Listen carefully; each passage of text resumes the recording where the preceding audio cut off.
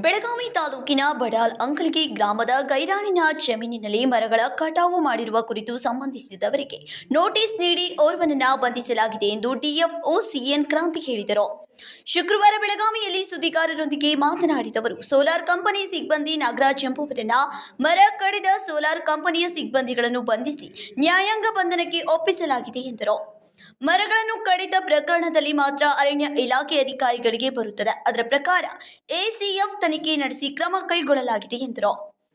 ಶ್ರೀಗಂಧದ ಮರಗಳನ್ನು ಕಡಿತವಾಗಿದೆ ಎಂದು ದೂರುದಾರರು ಮಾಹಿತಿ ನೀಡಿದ್ದಾರೆ. ಸೋಮವಾರದ ಒಳಗೆ ತಪ್ಪಿತಸ್ಥರ ಮೇಲೆ ಕ್ರಮ ಜರುಗಿಸಲಾಗುವುದು ಎಂದರು. Okay sir.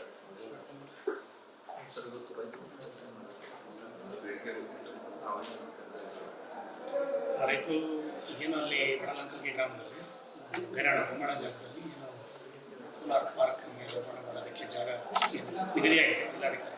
ಆ ಜಾಗದಲ್ಲಿ ಮರ ಕಡಿತಲಾಗಿದೆ. ಅದು ಗಿಡಗಳೆಲ್ಲ ಇತ್ತು. ಹಾಗಾಗಿ ಏನು ಕ್ರಮ ತಗೊಂಡಿದ್ದೀರಿ ಅನ್ನೋದ್ರ ಬಗ್ಗೆ ಚರ್ಚೆ ಆಯಿತು, ಡಿಸ್ಕಸ್ ಮಾಡಿದ್ರು. ಹಾಗಾಗಿ ಮತ್ತು ಕೆಲವೇನಾದರೂ ಇಲ್ಲಿ ಮುಂದಿನ ಏನು ಕ್ರಮ ತಗೊಳ್ತೀರಿ, ಏನು ಲೋಪದೋಷಗಳಿದೆ ಅದರ ಬಗ್ಗೆ ಏನು ಕ್ರಮ ತಗೊಳ್ತೀರಿ ಅಂತ ಕೇಳ್ತಾರೆ. ಅದು ಈ ಕುರಿತಂತೆ ಈಗಾಗಲೇ ನಾವು ಆಗಲೇ ಹೇಳಿದಾಗೆ ಎಸಿಎಫ್ ಅವ್ರಿಗೆ ತನಿಖೆಗೆ ಹಾಕಿತ್ತು. ಅವಾಗಲೇ ಅವರು ಸಂಬಂಧಿಸಿದ ಎಲ್ಲ ಅಧಿಕಾರಿಗಳಿಗೆ ನೋಟಿಸ್ ಕೊಟ್ಟಿದ್ದಾರೆ ವಿಷಯವಾಗಿ. ಮತ್ತು ಅದು ಮೂಲತಃವಾಗಿ ಗೊಮ್ಮಳ ಜಾಗದಲ್ಲಿ ಜಿಲ್ಲಾಧಿಕಾರಿಗಳಿಗೆ ಏನು ಅವರ ಅಧಿಕಾರ ವ್ಯಾಪ್ತಿ ಒಳಗಡೆ ಮಂಜೂರು ಮಾಡಿತ್ತು. ಅನುಮತಿ ಇಲ್ಲದೇ ಮರ ಕಡಿದಿದ್ದು ಕಂಡು ಬಂದಿದ್ದ ಮೇರೆಗೆ ನಾವು ಈಗಾಗಲೇ ಪ್ರಕರಣ ದಾಖಲಿಸಿ ಓರ್ವ ಆರೋಪಿಯನ್ನು ಕೂಡ ನಾವು ಬಂಧಿಸಿ ನ್ಯಾಯಾಂಗ ಬಂಧನಕ್ಕೆ ಕೊಡಲಾಗಿದೆ. ಸರ್, ಆರೋಪಿ ಯಾರು ಸರ್? ಅವ್ರ ಹೆಸರೇನು ಮತ್ತು ಯಾವ ಆಧಾರ ಮೇಲೆ ಅವ್ರು ಬಂಧನ ಆಗಿದೆ?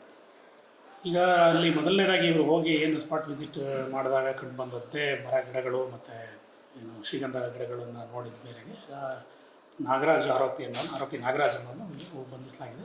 ಮುಂದಿನ ಕೂಡ ಏನು ಅನುಮತಿ ಇಲ್ಲದೆ ಯಾರು ಅಲ್ಲಿ ಮರ ಗಿಡ ಕಡಿದಿದ್ದಾರೆ ನೋಡಿದ್ದಾರೆ, ಅದರಲ್ಲಿ ಮುಂದೆ ಉಳಿದವ್ರಿಗೂ ಕೂಡ ತನಿಖೆಯಲ್ಲಿ ಮುಂದುವರೆದಿದ್ದು ಯಾರು ಬೇರೆ ಇದ್ದು ಅವ್ರಿಗೂ ಕೂಡ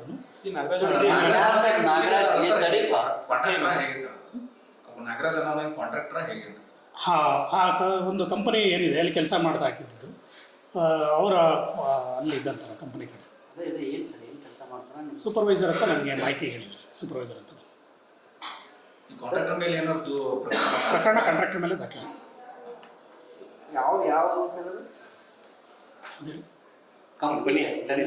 ಶ್ರೀನಿವಾಸ್ ಅಂತ ಹೇಳಿ ಕನ್ಸ್ಟ್ರಕ್ಷನ್. ಓಕೆ ಸರ್, ಈಗ ಡಿ.ಸಿ ಅವ್ರ ಮೇಲೆ ಕ್ರಮ ಆಗಬೇಕು, ಅವ್ರನ್ನ ಅರೆಸ್ಟ್ ಮಾಡ್ಬೇಕಂತೇಳಿ ರೈತರು ಒತ್ತಾಯ ಮಾಡಿದ್ರು. ಆದರೆ ಅವ್ರು ರೈತರು ಒತ್ತಾಯ ಮಾಡಿದ್ರು ಕೂಡ ಹೆಸ್ಕಾಮ್ಗೆ ಏನದು ಜಾಗೆಯನ್ನು ಹಸ್ತಾಂತರ ಮಾಡಿದ್ರಿ. ಹೆಸ್ಕಾಂ ಇಲಾಖೆ ಅವ್ರನ್ನ ಇದರಲ್ಲಿ ಹೊಣೆಗಾರನ ಯಾಕೆ ಮಾಡ್ತಿಲ್ಲ? ಯಾಕೆಂದ್ರೆ ಅವ್ರದೇ ಜಾಗ, ಅವರೇ ಟೆಂಡರ್ ಕೊಟ್ಟವರು, ಅನುಮತಿ ಇಲ್ಲದಂತ ಕಳೆದಂಥವ್ರು ಅವರು, ಅವ್ರಿಗೆ ಯಾಕೆ ನೀವು ನೋಟಿಸ್ ಕೊಟ್ಟಿಲ್ಲ? ಅವ್ರನ್ನ ಯಾಕೆ ಬಂಧನ ಮಾಡಿಲ್ಲ? ಅವ್ರನ್ನ ಯಾಕೆ ಹೊಣೆಗಾರನ ಯಾಕೆ ಮಾಡಿಲ್ಲ? ನಾವೀಗ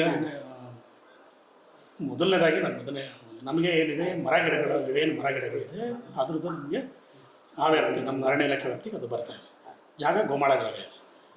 ಈಗ ಅಲ್ಲಿ ನಮಗೆ ಯಾರು ಅಲ್ಲಿ ಕೆಲಸ ಮಾಡ್ತಾಯಿದ್ರು ಅವ್ರ ಮೇಲೆ ಈಗ ಪ್ರಕರಣ ದಾಖಲಾಗಿದೆ. ಈಗಾಗಲೇ ಎಸಿಎಫ್ ಅವರ ಎನ್ಕ್ವೈರಿನಲ್ಲಿ ಉಳಿದಿದ್ದು ಕೂಡ ತನಿಖೆಗೆ ಶೋಕಾಸ್ ನೋಟಿಸ್ ಸಂಬಂಧಿಸಿದ ಇಲಾಖೆಗೆ ಅವ್ರದ್ದು ಕೂಡ ಹೇಳಿಕೆ ಪಡಿಬೇಕಾಗ್ತದೆ. ಜಾಗ ಮೂಲತಃ ಗೋಮಾಳ ಇರೋದ್ರಿಂದ ಅರಣ್ಯ ಇಲ್ಲದೆ ಇರೋದ್ರಿಂದ ನಮ್ಮ ಅಧಿಕಾರ ವ್ಯಾಪ್ತಿ ಸೀಮಿತ ಏನಿರ್ತದೆ ಅದ್ರ ಪ್ರಕಾರ ಕಾನೂನು ನೀತಿ ಒಳಗೆ ನಾವು ಏನು ಕಾನೂನಲ್ಲಿ ನಮಗೇನಿದೆ ಅದ್ರ ಪ್ರಕಾರ ಅಷ್ಟೇ ಕ್ರಮ ತಗೊಳ್ಳೋಕೆ ಸಾಧ್ಯ. ಸರ್, ಎಸಿಎಫ್ ಅವರು ತನಿಖೆ ಮಾಡ್ತಿದ್ದಾರೆ, ಹೋಗ್ತಿದ್ದಾರೆ, ಎಲ್ಲ ಮಾಡ್ತಿದ್ದಾರೆ. ಯಾವ್ಯಾವ ಗಿಡಗಳಿತ್ತು ಅಂತ ಹೇಳಿ ಒಂದು ರೈತರು ಆರೋಪ ಮಾಡ್ತಿರುವಂಥ ನಾವು ಕೊಟ್ಟಂಥ ಶ್ರೀಗಂಧದ ಮರಗಳನ್ನು ಮಾತ್ರ ಎಣಿಕೆ ಮಾಡಿದರೆ ವಾಪಸ್ ಅಲ್ಲಿ ಹೋಗಿಲ್ಲ, ಪರಿಶೀಲನೆ ಮಾಡಿಲ್ಲ. ಜೊತೆಗೆ 8 ಎಕರೆ ಕಡಿತ ಆಗಿದೆ ಅನ್ನೋ ಒಂದು ಮಾಹಿತಿಯನ್ನು ಹೇಳಿದ್ದಾರೆ. 8 ಎಕರೆ ಆಗಿದೆ ಅನ್ನೋದಕ್ಕೆ ಯಾರಾದರೂ ಅಧಿಕಾರಿಗಳನ್ನ ಕರ್ಕೊಂಡು ಸರ್ವೆ ಮಾಡಿದ್ದಾರೆ? ಸರ್ವೆ ಮಾಡಿದ್ದೀವಿ, ತನಿಖೆನೂ ಮಾಡಿದ್ದಾರೆ. ಮಾಜಾರ್ ಕೂಡ ಇಷ್ಟು ಶ್ರೀಗಂಧದ ಗಿಡಗಳು ಅಂತೇಳಿ ಮಾಜಾರ್ಗೆ ಮೂಲತಃ ಅವರು ಕಂಪ್ಲೇಂಟ್ ದೂರವಾಣಿ ತಿಳಿಸಿದ್ರಲ್ಲ, ಅವರು ಕೂಡ ಅದಕ್ಕೆ ಮಾಜಾರ್ಗೆ ಹೇಳಿದ್ದಾರೆ. ಅವರು ಕೂಡ ಹೇಳಿಕೆ ಕೊಟ್ಟಿದ್ದಾರೆ ಇಷ್ಟು ಗಿಡ ಇತ್ತು. ಒಂದು ಸರ್, ಇಷ್ಟು ದೊಡ್ಡ ಪ್ರಮಾಣದಲ್ಲಿ ಅಲ್ಲಿ ಅರಣ್ಯ ನಾಶ ಆದರೂ ಕೂಡ ಸ್ಥಳೀಯ ಆರ್ಎಫ್ಒಗಳಿಗೆ ಆಲ್ರೆಡಿ ಅವರು ಹೇಳಿದ್ರಂತೆ, ಲೆಟರ್ ಕೊಟ್ಟಿದ್ರಂತೆ. ಇವರು ಮೌಖಿಕವಾಗಿ ಆದೇಶವನ್ನು ಕೊಟ್ಟಿದ್ದಾರೆ ಅನ್ನೋ ಒಂದು ಮಾತನ್ನ ಹೆಸ್ಕಾಂದವ್ರು ಹೇಳಿದ್ರು. ಆದರೆ ಇವ್ರು ನಮ್ಗೆ ಗೊತ್ತಿಲ್ಲ ಅಂದರು. ವಿಡಿಯೋ ಕೇಳಿದ್ರೆ ಗೊತ್ತಿಲ್ಲ ಅಂದ್ರು, ಗ್ರಾಮ ಪಂಚಾಯತ್ ಅವ್ರು ಕೇಳಿ ಗೊತ್ತಿಲ್ಲ ಅಂದ್ರೆ, ಹೆಬ್ಬಾಳ್ಕರ್ ಮೇಡಮ್ ಕೇಳಿದ್ರೆ ಗೊತ್ತಿಲ್ಲ ಅಂದ್ರು, ನಿಮ್ಗೆ ಕೇಳಿದ್ರೆ ಗೊತ್ತಿಲ್ಲ ಅಂದ್ರೆ, ಈ ರೀತಿ ಮಾಡ್ಬೋದಾ ಸರ್? ಅರಣ್ಯ ನಾಶ ಮಾಡ್ಬೋದಾ? ಅರಣ್ಯ ನಾಶ ತಮ್ಮ ಇಲ್ಲ. ಇಲಾಖೆಯ ಸ್ಥಳೀಯ ಅಧಿಕಾರಿಗಳು ಯಾವ ರೀತಿ ರಕ್ಷಣೆ ಮಾಡ್ತಿದ್ದಾರೆ ಅನ್ನೋ ಪ್ರಶ್ನೆ ಇರೋದು. ಇದು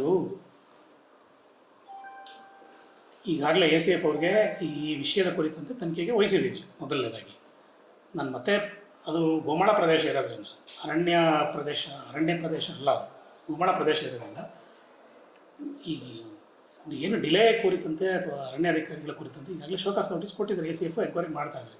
ಚರ್ಚೆ ಮಾಡಿದಾಗೆ ತನಿಖೆ ವರದಿ ಪಡೆದು ಮುಂದಿನ ಕ್ರಮ ವಹಿಸಲಾಗುತ್ತೆ. Thank you. Vinod Kolkar, KMM Kannada news, Belagavi.